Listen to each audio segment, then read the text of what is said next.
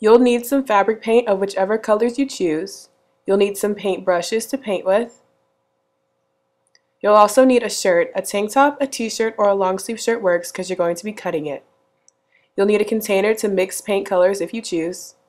You'll also need paper to print patterns on, as well as a pair of scissors and some sewing pins. Measure down to about where your waist is and enlarge the armholes by cutting down to that point.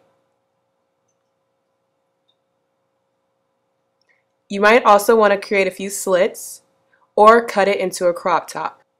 Once you have your shirt cut how you like it, you're going to begin creating stencils. You just need a sheet of paper, draw on the shape you want, and cut it out.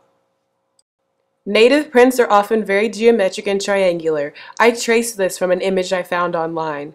You're going to be painting over these stencils, so you're going to want to have more than one set. I made more sets by scanning them and making copies of them on my printer, or you could just draw more than one and cut out more than one. Regular printer paper works for the stencils, just make sure you cut them out carefully, and you might want to use an X-Acto knife. Carefully lay down the stencils where you want them and use your sewing pins to stick straight down into the paper and through the carpet to stand straight up and hold the stencils in place. This will make sure that they don't slide around while you're painting. I recommend using a sponge brush to sponge on the paint because it's easier than trying to do brush strokes. Then you're going to sponge on the paint.